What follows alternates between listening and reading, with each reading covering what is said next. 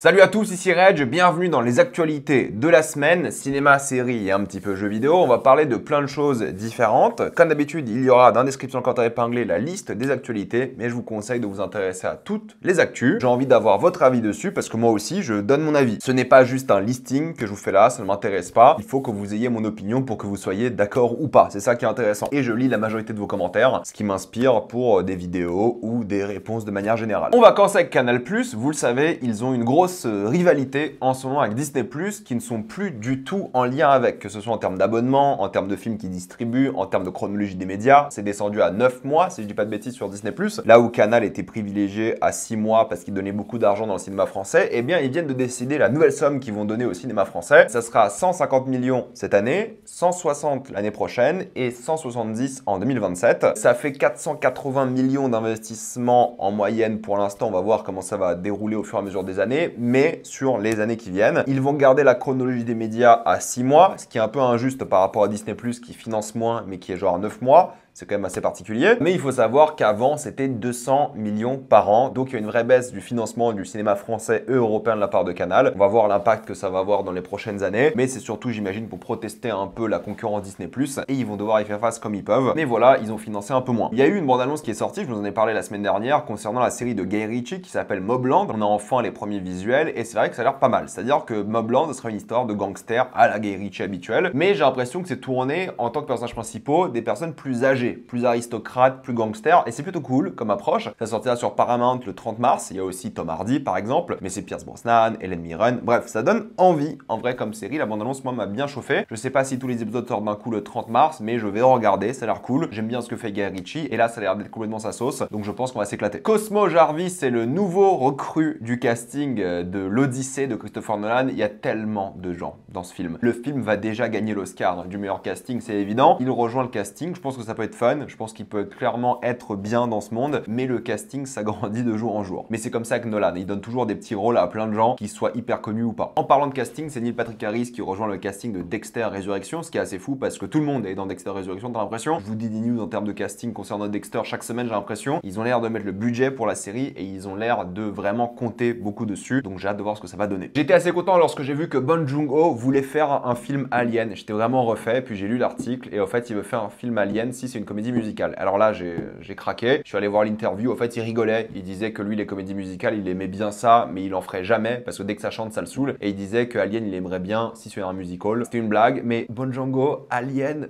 faites ça! Rendez ça possible, s'il vous plaît. C'est quoi ce mix de malade mental? Laissez-le faire Alien, bordel, c'est un truc de ouf. Il est fort en créature, laissez-le faire. Quelques informations concernant les Oscars. Il faut savoir que Neon, donc ceux qui ont distribué Anora aux États-Unis, ont payé 18 millions en marketing des Oscars. Comment ça fonctionne? J'en ai fait une vidéo récemment, mais en gros, pour gagner une élection, parce que ça, les Oscars, c'est une élection, il faut dépenser en frais marketing. Ils ont dépensé 18 millions. À titre de comparaison, c'était donc 20 millions pour Parasite l'année de la sortie de Parasite. Et il faut savoir qu'Anora a eu un budget de 6 millions. Donc ils ont plus dépensé en marketing d'Oscar, hein. Je parle juste marketing d'Oscar, pas marketing pour la sortie du film, marketing d'Oscar pour gagner les récompenses, et ça a marché. Donc ça inclut plein de choses, ça inclut des copies physiques avec des artworks envoyés à tous les 9000 membres de l'académie, ça inclut des promotions, que ce soit avec des journalistes, avec des journaux de manière générale, dans LA tout simplement, des affiches. 18 millions pour gagner, ça a marché aussi à l'époque. Certes, ça a coûté 3 fois le budget du film, mais ça va sûrement rapporter plus d'argent dans le long terme, et ça va donner de la réputation à Néon, qui gagne encore une fois l'Oscar du meilleur film, et ça c'est vraiment bon pour eux en termes de crédibilité. Et comme je vous l'ai dit, beaucoup de studios dépensent beaucoup d'argent dans ce genre de cérémonie juste pour gagner. C'est important pour eux. Et c'est un investissement financier qui vaut généralement le coup. Pour continuer sur les Oscars, Adrien Brody a eu le speech le plus long de l'histoire des Oscars, 5 minutes 40. Il a emmerdé tout le monde avec son speech qui était pas très intéressant, pas très mémorable, un peu même prétentieux, mais bon, à la limite, je peux comprendre, vu la carrière qu'il a eue. Mais voilà, c'était le record. Le pauvre Cillian Murphy qui était là à attendre, on l'a sorti de sa grotte pour ça, ça a dû carrément le faire chier. Il aurait pas pu dire merci et partir juste pour Cillian. Il y a aussi plein d'anecdotes comme Diane Warren qui a été nommée 16 fois en tant qu'écrivaine ou scénariste ou ce que vous voulez, ou lyriciste des chansons, catégorie meilleure chanson. Elle a été nommée 16 fois dans cette catégorie, elle a jamais gagné. Elle est là tous les ans, mais elle gagne jamais, ce qui est assez rigolo. Elle était assez contente et la souris, elle a dit qu'elle reviendra. Une meilleure nouvelle pour le coup, c'est Disney qui n'a pas gagné d'Oscar depuis 3 ans. C'est un record pour Disney, et oui, c'est Pinocchio, c'est Le Garçon et le Héron et Flo qui ont gagné. Ils n'ont pas gagné depuis, et en vrai, depuis 3 ans, ils n'ont rien proposé qui pouvait faire la compétition. Donc c'est mérité, mais c'est leur record les concernant. Ils n'ont jamais jamais passé 3 ans sans gagner l'Oscar du meilleur film. Les temps changent, les meilleurs films d'animation maintenant sont plus les mêmes et Disney doit se réveiller s'ils veulent gagner cette récompense. Très content pour les 3 films qui ont gagné parce que l'Académie a fait des choix vraiment basés, je trouve, et c'est trop bien. Concernant les Oscars, en termes d'audience aux États-Unis, c'était presque 20 millions de personnes qui ont regardé la cérémonie, c'est le record en 5 ans, donc la cérémonie des Oscars a un peu été boostée, c'est cool, je pense, c'était une belle cérémonie, on en a parlé la semaine dernière et en live, je pense que c'était cool de célébrer les films comme ça, qu'on soit d'accord ou pas avec les résultats, c'est cool, j'aime bien quand les films sont célébrés. En termes de In Memoriam, vous savez, cette catégorie qui d'après moi a été bâclée, que j'ai vraiment critiqué, d'ailleurs, il y a eu pas mal de personnes qui manquaient, ça se voit que c'était à faire l'arrache, surtout après le décès de Gene Hackman, d'après moi, mais on avait Tony Todd qui n'était pas présent, ce qui est dommage parce que c'est quand même une légende du film d'horreur, on avait Michel Trachtenberg qui était décédé la même semaine que Gene Hackman, Olivia Hussey qui était décédée aussi malheureusement, Shannon Doherty, Bernard Hill que vous connaissez surtout pour Le Seigneur des Anneaux par exemple, et Ken Page qui malheureusement n'était pas présent, donc je voulais en profiter pour nous rappeler, nous ici en vidéo, même si c'est pas les audiences des Oscars, de ces gens-là qui nous ont quittés, qui n'ont pas été honorés là-bas. Voilà, c'est toujours un peu triste, surtout que tous méritaient en réalité. Ben Stiller, qui est majoritairement le réalisateur de Sévrance, voulait que Barack Obama soit la voix de l'humaine. Ça ne s'est pas fait, même si apparemment Barack Obama aime beaucoup la série, il n'était pas disponible d'après lui, et je crois que c'est Keanu Reeves qui l'a remplacé, si je dis pas de bêtises. Je sais pas si c'est exactement le même rôle qu'il devait le faire, mais voilà, Barack Obama a failli jouer dans Sévrance, pour ceux que ça intéresse. Vous inquiétez pas, on parlera bientôt de Sévrance, c'est prévu, avant que la saison s'achève. Concernant Amazon, il y a une bande-annonce de film qui a été diffusée qui s'appelle The Bondsman avec Kevin Bacon qui joue un bondsman. Un bondsman aux États-Unis, c'est ces gens qui vont chercher les criminels qui n'ont pas respecté leurs règles hors de la prison, si je dis pas de bêtises. Sauf que ce Kevin Bacon là meurt au début du film et au lieu de chasser donc des criminels, il va chasser des démons. Ça a l'air d'être une sorte de téléfilm un peu con, ça peut être sympathique, je pense pas que je regarderai, mais pour ceux qui sont intéressés, ça s'appelle The Bondsman et ça sort le 3 avril sur Prime. Concernant The Electric State, le film Netflix qui sera la semaine prochaine, j'en ferai évidemment une critique, ça a pas l'air bien du tout. J'ai vu encore la bande-annonce, ça m'intéresse pas du tout, ça a l'air vraiment pas bon. Ça va être un énorme succès, je pense, sur Netflix, vu le casting, vu le projet, mais bon, encore une fois, quand tu connais l'œuvre originale, ça fait un peu mal de voir ça. J'espère que ça sera au moins un petit peu fun et pas juste un carnage. Je m'attends vraiment à voir un truc horrible. J'en parlerai parce que ça va bien marcher. Je pense aussi ça va intéresser du monde, mais ça n'a pas l'air bien du tout et je pense qu'on va péter un câble devant. Il y a plein de gens qui ont été déçus parce qu'il y a un film qui s'appelle Bullet Train Explosion qui a été annoncé et plein de gens se sont dit quand le nom a été annoncé que c'est une suite à Bullet Train que les gens attendent. Non, en fait, Bullet Train Explosion, c'est un remake d'un film de 1975 qui était sorti à l'époque du coup au Japon. Ce nouveau film-là sortira sur Netflix le 23 avril. Il a l'air pas mal, la bande-annonce m'a donné envie. À titre de comparaison, on dirait Speed, mais avec un train Shinkansen, je crois qu'on appelle ça comme ça, qui doit aller à toute vitesse et ça a l'air pas mal du tout. Honnêtement, mine de rien, c'est pas l'un des réalisateurs de Shin Godzilla, Shinji Higuchi, et ouais, ça peut être cool. Et honnêtement, je pense pas qu'on ait besoin de suite à Bullet Train. Et si on parle de date de sortie Netflix, c'est Happy Gilmore 2. Moi, j'ai bien aimé le 1 sans plus, qui sortira le 25 juillet sur Netflix. Voilà, pour ceux que ça intéresse, vous savez, quand regardez ce film, moi, je ne le regarderai pas, je pense, c'est pas mon délire. Disney Plus se change de stratégie concernant les séries d'animation sur la plateforme, parce que Disney Animation ne fera plus de séries sur la plateforme tout simplement. Ils abandonnent complètement l'idée. Peut-être aussi Pixar n'en fera plus, à vérifier, mais pour l'instant, juste Disney Animation, qui travaille sur la série Tiana, par exemple, oui, de Princesse la Grenouille, a été annulée aussi d'ailleurs la série, donc ils vont arrêter toutes les séries d'animation long format. Celles qui sont en cours de production vont sortir, mais après ils vont arrêter. Je pense que c'est une bonne chose. Je pense pas que ça vaut le coup de mettre de ressources dans des séries d'animation, parce que je pense pas que beaucoup de gens les regardent, surtout que maintenant ils ont un standard qui coûte hyper cher. Sortez les films au cinéma, c'est très bien aussi. C'est pas grave. Perdez pas votre temps avec ça. Laissez peut-être Pixar s'en occuper s'ils font de bonnes séries. À voir. Mais oui, après Zootopia Plus, par exemple, il y aura plus ce genre de série. Je sais pas si ça intéressait grand monde, mis à part les enfants. Apparemment, Avengers, c'est une rumeur pour l'instant, mais Doomsday va durer 2h30 et Secret Wars 3h. C'est en tout cas le plan qui est prévu. Encore une fois, j'ai du mal à concevoir que ces films vont avoir un build-up nécessaire qui va nous faire kiffer. Le tournage va commencer. Pour l'instant, j'ai aucune envie de voir le projet. Ils vont vraiment devoir nous convaincre, pour le coup. Le film sort dans un peu plus d'un an. Ça va être chaud. Rappelez-vous le build-up qu'il y avait à l'époque. Là, il y a zéro build-up. Tout le monde s'en fout un petit peu. Jesse Armstrong, qui est donc le showrunner de Succession, l'une des meilleures séries de tous les temps et ma série préférée de tous les temps, travaille sur un nouveau film, je vous l'ai dit il y a quelques semaines déjà, mais on connaît le casting. Alors pour rappel, c'est une histoire de 4 amis milliardaires, de toute façon Jesse Armstrong, lorsqu'il faut parler milliardaire, c'est le boss, qui doivent éviter le plus possible que la crise internationale financière qui va arriver les affecte. Il y aura sûrement des magouilles et des choses comme ça, mais on a le casting, c'est ça qui est cool. Steve Carell va porter le film, Jason Schwartzman va le rejoindre, Rami Youssef aussi, et Corey Michael Smith, qui est celui que je connais le moins de la liste, mais le film sortira au printemps, donc bientôt, et j'ai hâte de voir ce que ça va donner parce que je kiffe Jesse Armstrong et ce sera un film, je pense que ça va être mortel. Millie Bobby Brown en a un peu marre, elle en peut plus, elle a fait une story Instagram pour en parler parce qu'elle en a marre de ce qu'elle vit depuis des années et des années. Pour faire simple, en ce moment, elle fait la promo du film The Electric State, dont j'ai parlé il y a quelques minutes, et en gros, elle s'est montrée sur plein de tapis rouges avec des vêtements différents, accompagnée de son mari, Bon Jovi, enfin le fils de Bon Jovi pour être plus précis. Ouais, le Bon Jovi que vous connaissez, que vous aimez. Elle est venue habillée de différentes manières, des maquillages différents, et apparemment elle se fait défoncer. Et j'ai vu plein de gens la défoncer sur TikTok, sur Twitter,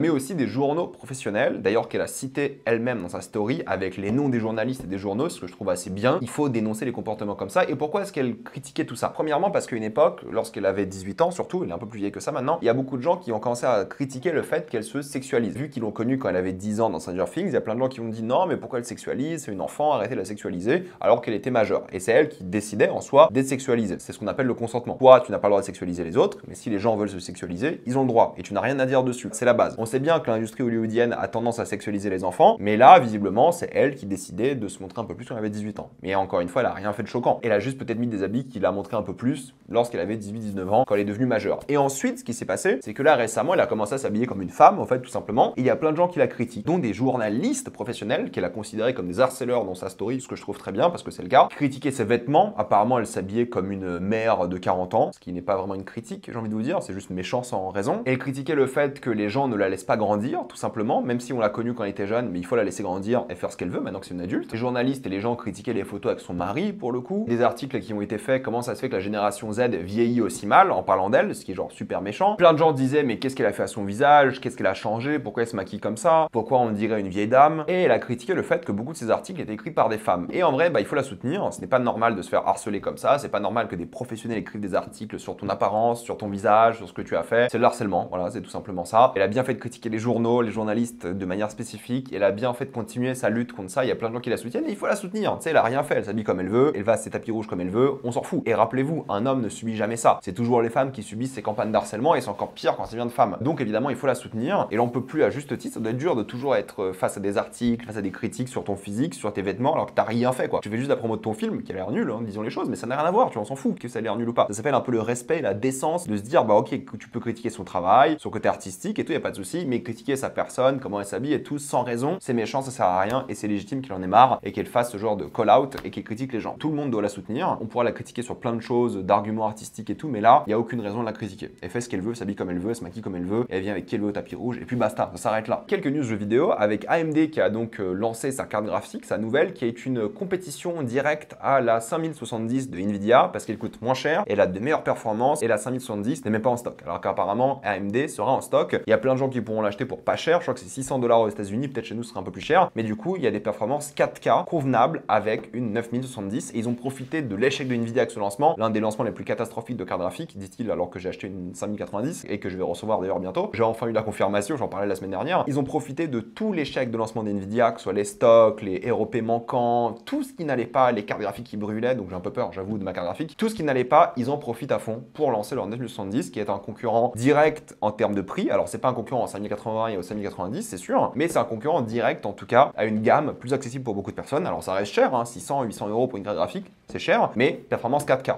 Et ça, c'est bien, et je suis content que la 4K devienne de plus en plus accessible, même si la majorité des gens jouent pas en 4K. Donc c'est cool pour les gens, et je suis content que Nvidia ait un peu de compétition, parce que la concurrence, c'est bien. C'est bien pour les consommateurs. Monster Hunter Wilds a vendu plus de 8 millions d'unités et j'avoue que ça me donne envie. C'est pas mon genre de jeu, mais plus j'en vois, plus ça me donne envie. J'aurais pas le temps d'y jouer. Je préfère jouer à des jeux de 2010 avec ma carte graphique, hein, évidemment, pour ceux qui me suivent en live. Mais voilà, je suis content pour le succès du jeu. Il faut célébrer tous les succès des jeux, parce que c'est comme ça qu'on a encore plus de bons jeux. Surtout que le jeu est super bien noté. Et si on parle de jeux vidéo, il y a le jeu Split Fiction qui est sorti aujourd'hui, qui donne grave envie. C'est le jeu le mieux noté de l'année pour l'instant. Apparemment, il est top. J'ai envie de me le faire. Je pense que je vais le faire bientôt d'ailleurs. Ça, pour le coup, en coop. Il y en a pas beaucoup des jeux coop, mais c'est les meilleurs ce studio-là. Ça donne envie. J'en parlerai lorsque je l'aurai fini. Marvel 1943 Rise of Hydra sortira normalement, c'est pas confirmé pour l'instant, à Noël en fin d'année. Je pense que c'est un bon choix. On va voir ce que ça va donner quand on aura plus de nouvelles, plus d'articles, plus de previews, plus de gameplay, parce qu'on a pas de gameplay pour l'instant. Hâte de voir tout ça, on se tiendra au courant. Je vais m'arrêter là, mettez-moi dans les commentaires ce que vous en pensez, êtes-vous d'accord, pas d'accord, j'ai envie d'avoir votre avis. Pensez à vous abonner à la chaîne pour voir les prochaines vidéos. Mettez un j'aime, ça aide beaucoup la chaîne. Suivez-moi sur tous mes réseaux pour plus de contenu comme des formats courts ou des lives. Et moi je vous dis à la prochaine fois. Salut à tous.